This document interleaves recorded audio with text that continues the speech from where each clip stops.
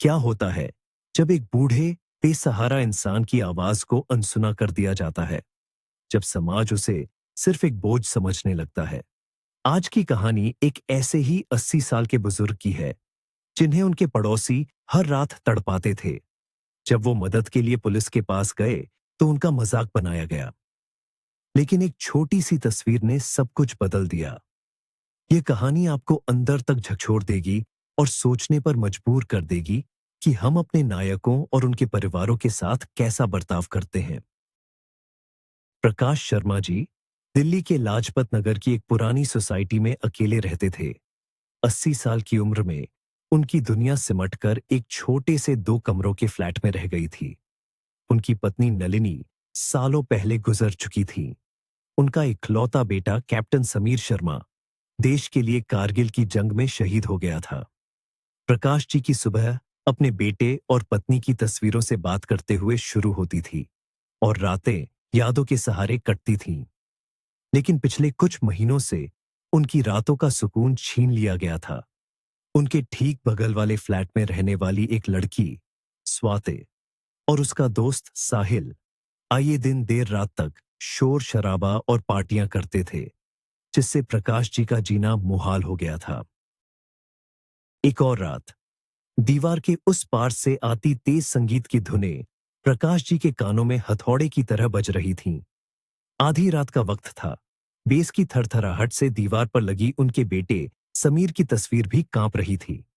ऐसा लगा जैसे तस्वीर में मुस्कुराता समीर भी इस शोर से परेशान हो।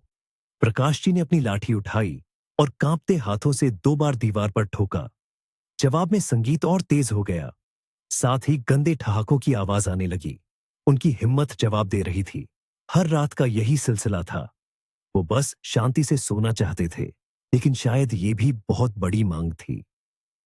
उन्होंने बिस्तर के किनारे रखी अपनी दवाओं की डिब्बी को देखा और एक गहरी थकी हुई सांस ली।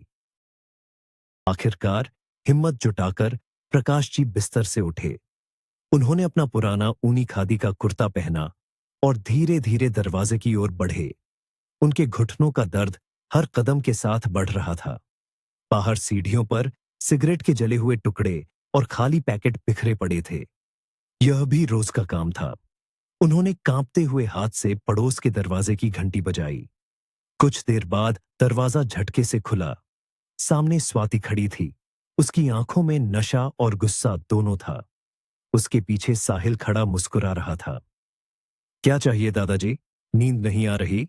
स्वाति ने व्यंग्य से पूछा। उसकी आवाज संगीत के शोर में लगभग डूब रही थी। प्रकाश जी को उस लड़की में कहीं भी उसकी मां की झलक नहीं दिखी, जो कभी उनकी बहू बनने वाली थी। प्रकाश जी ने अपनी आवाज में नरमी लाने की कोशिश की। बेटी, रात बहुत हो गई है, संगीत थोड़ा धीमा कर लो। मेरी तबीयत ठीक नहीं रहती, मैं सो नहीं पा रहा हूं। उनकी आवाज में एक लाचार पिता की विनती थी। साहिल आगे आया। उसका कद प्रकाश जी से लगभग 2 गुना था। उसने कहा, दादाजी, ये जवानी का जोश है, आप नहीं समझोगे। एक काम करो, 2 पैक देसी ठर्रे के लगा लो, बच्चे की तरह सो जाओगे। यह कहकर वो और स्वाति जोर जोर से हंसने लगे। उनका हर ठहाका प्रकाश जी के दिल में सुई की तरह चुभ रहा था। अपमान की आग ने एक पल के लिए उनके बूढ़े शरीर में गुस्सा भर दिया, लेकिन वो बेबस थे। साहिल ने उनके मुंह पर ही दरवाजा बंद कर दिया। प्रकाश जी अपनी जगह पर जड़ होकर खड़े रह गए। दरवाजे के पीछे से आते संगीत और हंसी ने उन्हें पूरी तरह तोड़ दिया था। झुके हुए कंधों के साथ वो वापस अपने फ्लैट में आ गए। उन्होंने दरवाजा बंद किया और उसी के सहारे जमीन पर बैठ गए। उनकी आंखों से आंसू बहने लगे। ये बेबसी के आंसू थे। उन्होंने तकिए से अपने कान ढकने की कोशिश की, लेकिन शोर उनके दिमाग के अंदर तक घुस रहा था। उन्हें अपनी पत्नी नलिनी की याद आई।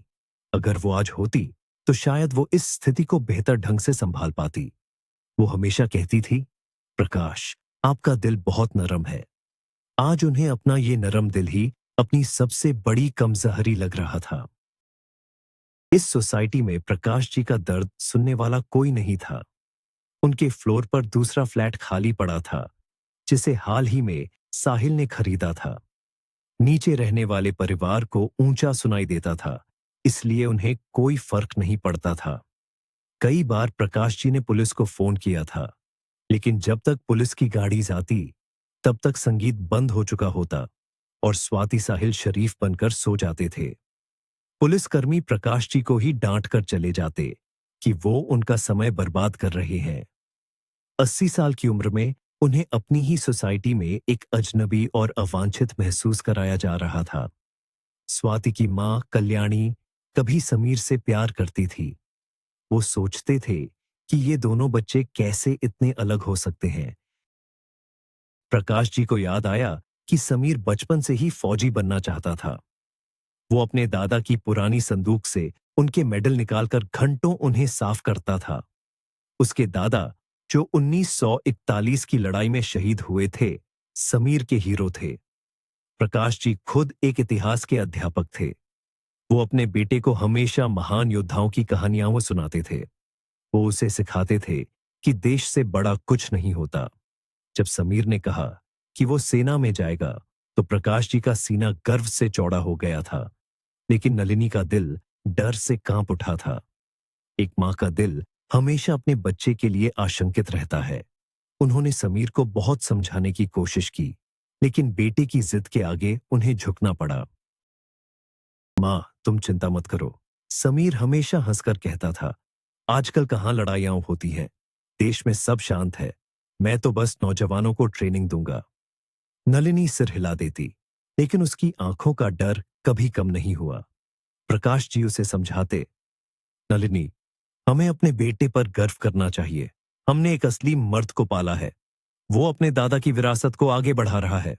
वो समीर को हमेशा कहते थे, बेटा, अपने दादा की तरह बहादुर बनना, लेकिन अपना ख्याल भी रखना। समीर हमेशा मजाक में कहता, पापा, आप फिक्र मत करो, मैं वापस आऊंगा। वो वापस आया, लेकिन तिरंगे में लिपटा हुआ। जिस दिन समीर के शहादत की खबर आई, उस दिन उनके घर में सूरज नहीं उगा था। दरवाजे पर सेना के 2 अफसर खड़े थे। उनके चेहरे पर एक अजीब सी औपचारिकता और दुख का भाव था। उन्होंने जो कागज पढ़ा, उसके शब्द प्रकाश जी और नलिनी के कानों में पिघले हुए शीशे की तरह उतर रहे थे। देश की रक्षा करते हुए वीरगति को प्राप्त हुए। बस यही शब्द थे जो उन्हें सुनाई दिए। बाकी सब एक शोर में खो गया। उनकी दुनिया, उनकी उम्मीदें, उनका भविष्य, सब कुछ उस एक पल में खत्म हो गया था। नलिनी तो जैसे पत्थर की हो गई थी। अफसर ने उन्हें समीर का शौर्य चक्र दिया, लेकिन उस धातु के टुकड़े में उन्हें अपने बेटे की धड़कनें महसूस नहीं हो रही थीं। नलिनी उस सदमे से कभी उभर नहीं पाई। वो घंटों समीर की तस्वीर से बातें करती रहती। उसने खाना पीना छोड़ दिया। प्रकाश जी ने उसे संभालने की बहुत कोशिश की, लेकिन अपने इकलौते बेटे को खोने का दुख एक मां के दिल के लिए बहुत बड़ा था। समीर की शहादत के ठीक 6 महीने बाद एक रात दिल का दौरा पड़ने से नलिनी भी उन्हें छोड़कर चली गई। प्रकाश जी बिल्कुल अकेले रह गए। जिस दिन उन्होंने नलिनी का अंतिम संस्कार किया, आसमान में बादलों का एक झुंड ऐसे आकार में था जैसे कोई पंछी अपने साथी के साथ उड़ रहा हो। प्रकाश जी को लगा जैसे नलिनी और समीर की आत्मा एक साथ स्वर्ग की ओर जा रही है। इन बातों को 20 साल से ज्यादा हो गए थे। प्रकाश जी अब रिटायर हो चुके थे। उनके पुराने स्कूल के बच्चे कभी कभी उनसे मिलने आ जाते थे। वो उनसे समीर की बहादुरी के किस्से सुनते। कई पत्रकार भी आए जिन्होंने कारगिल के नायकों पर लेख लिखे। प्रकाश जी गर्व से उन्हें समीर के मेडल दिखाते, जो उन्होंने एक छोटी सी अलमारी में सहेज कर रखे थे। समय के साथ दर्द थोड़ा कम हो गया था, लेकिन यादें और गहरी हो गई थीं। सब कुछ ठीक था, बस ये पड़ोस में आई स्वाति और उसका दोस्त साहिल उनकी बची खुची शांति को भी छीन लेना चाहते थे। उन्हें समझ नहीं आता था कि कल्याणी की बेटी ऐसी कैसे हो सकती है। उस रात की घटना के बाद प्रकाश जी ने फैसला किया कि वो अब चुप नहीं रहेंगे। अगली सुबह वो अपनी लाठी के सहारे धीरे धीरे चलकर पुलिस स्टेशन पहुंचे। थाने में सुबह की घमाघामी थी। एक हवलदार मेज पर बैठा चाय पी रहा था और अखबार पढ़ रहा था। प्रकाश जी को देखकर उसने बिना नजर उठाए पूछा, हाँ बाबा, क्या काम है? उसकी आवाज में बेरुखी और उकताहट साफ झलक रही थी। प्रकाश जी ने हिम्मत करके कहा, मुझे अपने पड़ोसियों के खिलाफ शिकायत लिखवानी है। वो लोग रात भर शोर करते हैं और मुझे जान से मारने की धमकी देते हैं। हवलदार ने अखबार से नजरें हटाईं और उन्हें ऐसे देखा जैसे वो कोई पागल हो। हवलदार ने एक व्यंग्यात्मक मुस्कान के साथ कहा, दादाजी, फिर आ गए आप? आपको कितनी बार समझाया है कि ये सब आपका वहम है। हमारे अफसर रात में गए थे, वहां तो सब शांति से सो रहे थे। आप खामखा हम सबका टाइम खराब करते हो। प्रकाश जी की आवाज में हताशा थी। आप लोग बहुत देर से पहुंचे थे। वो मेरी मौत का इंतजार कर रहे हैं ताकि मेरा फ्लैट हड़प सके। यह सुनकर हवलदार जोर से हंसा। उसने पास बैठे एक सिपाही से कहा, देख मुंशी, दादाजी आज नई कहानी लेकर आए हैं। थाने में मौजूद 2-3 और लोग भी उन पर हंसने लगे। प्रकाश जी का चेहरा शर्म और गुस्से से लाल हो गया। उन्हें लग रहा था जैसे वो कोई अपराधी हो। मुझे एक कागज और कलम दो, मैं लिखित में शिकायत दूंगा। प्रकाश जी ने अपनी कांपती हुई आवाज में दृढ़ता लाने की कोशिश की।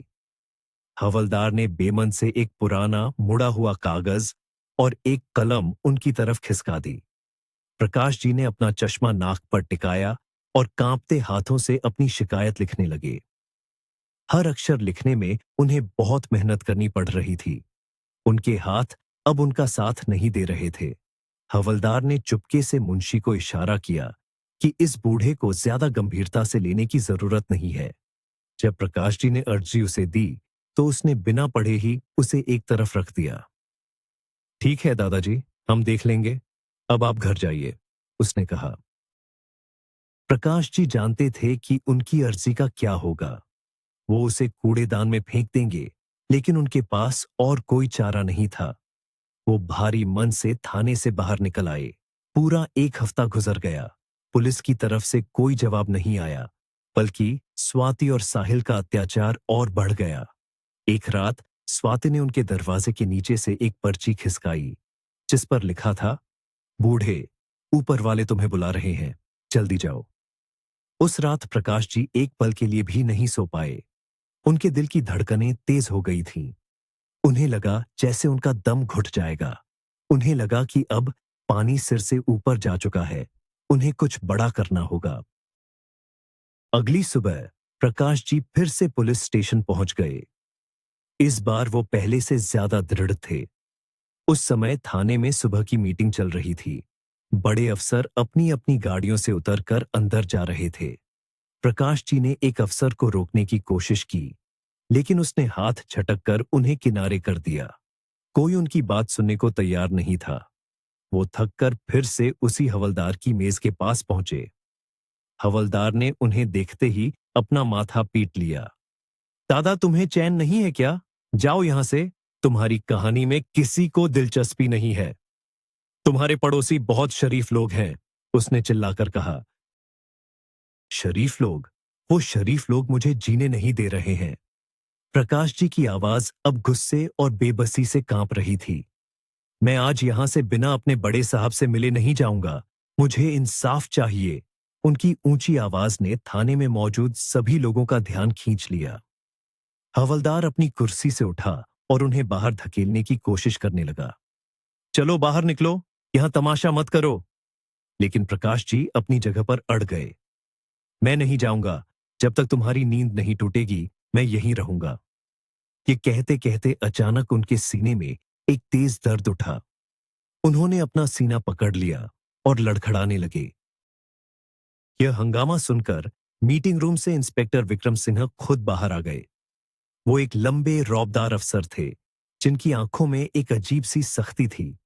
उन्होंने देखा कि एक बूढ़ा आदमी दर्द से कराह रहा है और उनके स्टाफ के लोग उसे घेरे हुए हैं। क्या हो रहा है यहां? उनकी भारी आवाज गूंजी। हवलदार ने तुरंत कहा, सर, ये दादाजी हैं। रोज आकर पड़ोसियों की झूठी शिकायतें करते हैं। आज ज्यादा नाटक कर रहे हैं। प्रकाश जी ने हाँफते हुए कहा, मेरे पास मेरी दवा जेब में है। उन्होंने अपने कुर्ते की जेब में हाथ डाला ताकि अपना पुराना बटुआ निकाल सके, जिसमें वो अपनी दवा की एक गोली रखते थे। कांपते हुए हाथों से बटुआ निकालते समय वो ठीक से उसे पकड़ नहीं पाए। बटुआ उनके हाथ से फिसलकर जमीन पर गिर गया और खुल गया। उसमें से दवा की गोली के साथ एक पुरानी मुड़ी हुई तस्वीर भी निकलकर सीधे इंस्पेक्टर विक्रम सिंह के जूतों के पास जा गिरी। विक्रम ने झुककर पहले दवा की गोली उठाई और फिर तस्वीर। उसने गोली बूढ़े आदमी को दी और फिर अनजाने में ही तस्वीर पर एक नजर डाली। तस्वीर में सेना की वर्दी में एक नौजवान मुस्कुरा रहा था। उसकी आंखों में एक चमक और चेहरे पर ईमानदारी थी। उस तस्वीर को देखते ही इंस्पेक्टर विक्रम सिंह का चेहरा सफेद पड़ गया। उनके हाथ कांपने लगे और उनकी आंखों में एक अजीब सा भाव तैर गया। ये ये नौजवान आपका कौन है?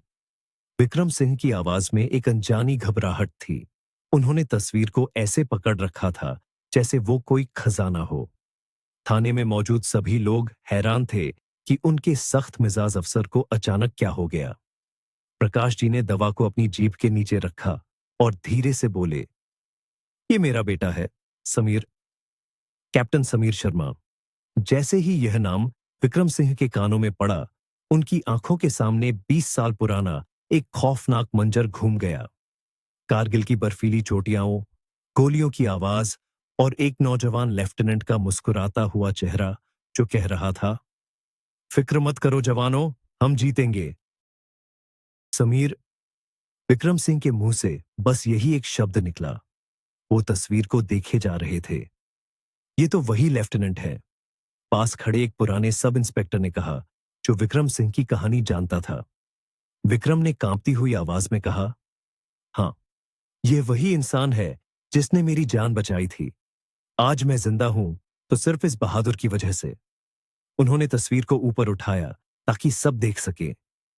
इस इंसान ने खुद की परवाह किए बिना हम 10 सिपाहियों की जान बचाई थी। उनकी आंखों में आंसू थे। वो प्रकाश जी की तरफ मुड़े और पहली बार उनकी आंखों में सम्मान और कृतज्ञता का भाव था।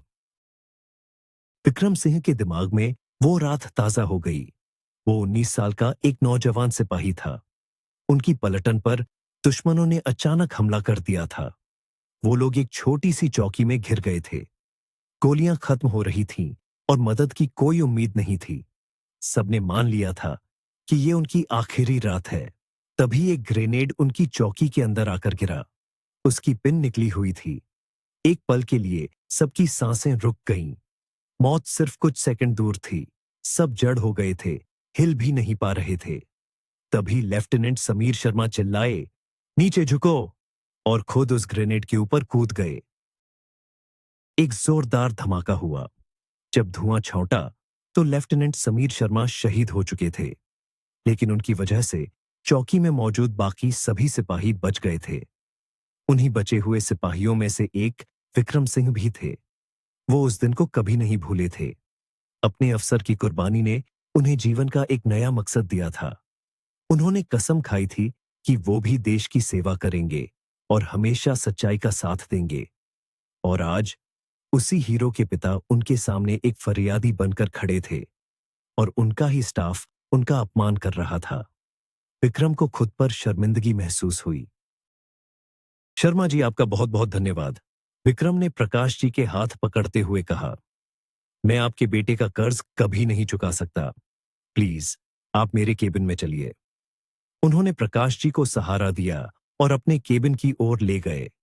थाने में मौजूद हर सिपाही, हर हवलदार शर्म से सिर झुकाए खड़ा था।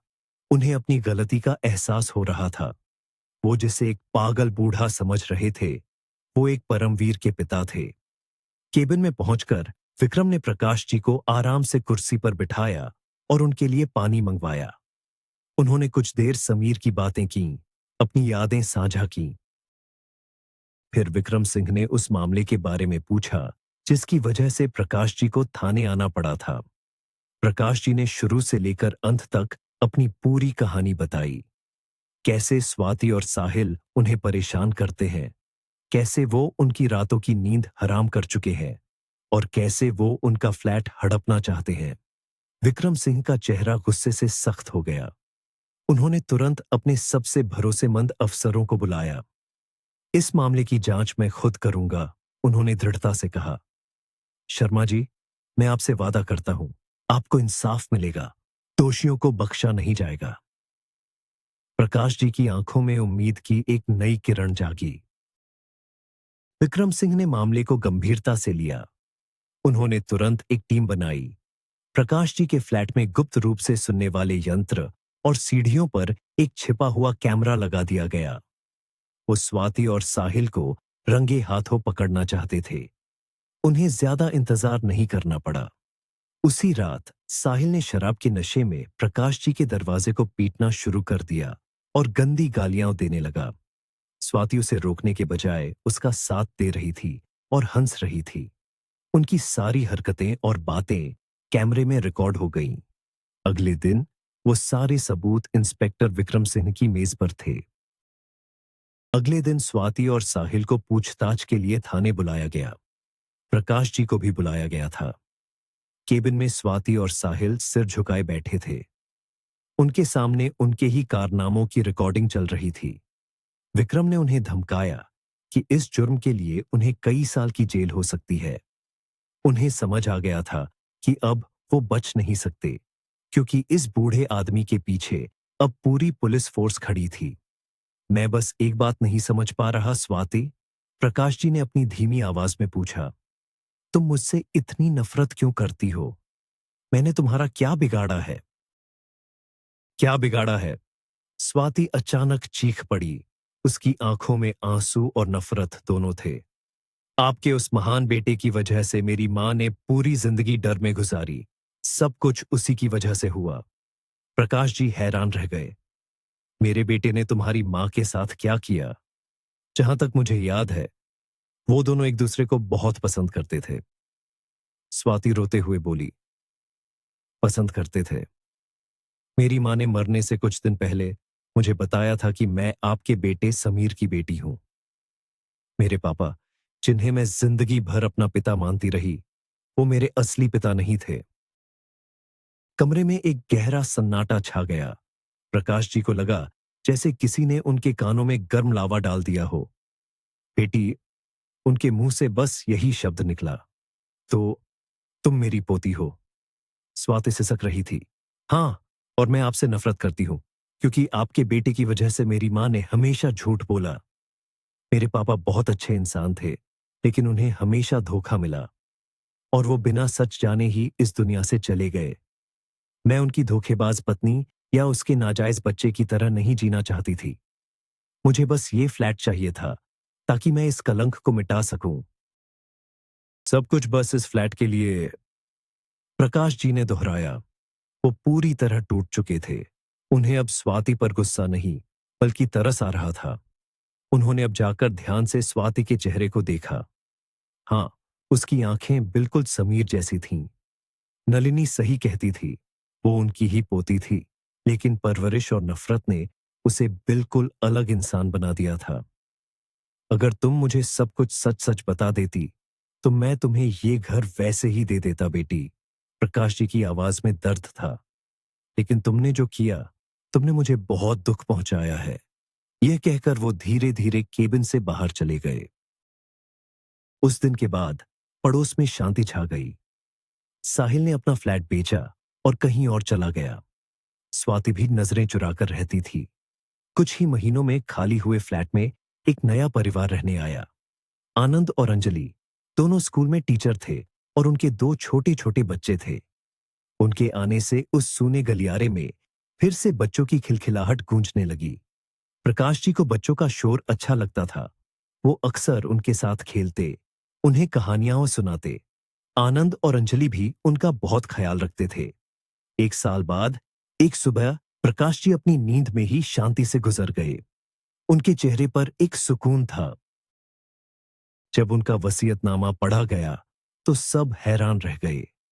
प्रकाश जी ने अपना फ्लैट आनंद और अंजलि के नाम कर दिया था, ताकि वो अपने बूढ़े माँ बाप को गांव से लाकर अपने साथ रख सकें। स्वाति के लिए उन्होंने बस एक छोटा सा बॉक्स छोड़ा था।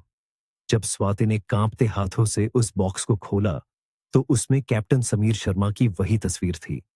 उनका शौर्य चक्र और बाकी मेडल थे। साथ में एक छोटा सा खत था, जिस पर सिर्फ 3 शब्द लिखे थे, ये तुम्हारा पिता था। स्वाति जमीन पर बैठ गई और फूट फूट कर रोने लगी। उसने दौलत के लालच में वो खजाना खो दिया था जो प्यार और रिश्तों का था। उसने अपने दादा को नहीं बल्कि खुद को सजा दी थी। दोस्तों, ये कहानी हमें सिखाती है कि हमारे बुजुर्ग हमारी धरोहर हैं, बोझ नहीं। उनका सम्मान करें। अगर आपको ये कहानी दिल को छू गई हो, तो प्लीज इस वीडियो को लाइक करें, हमारे चैनल को सब्सक्राइब करें और कमेंट्स में बताएं कि आप इस कहानी के बारे में क्या सोचते हैं। क्या प्रकाश जी का फैसला सही था?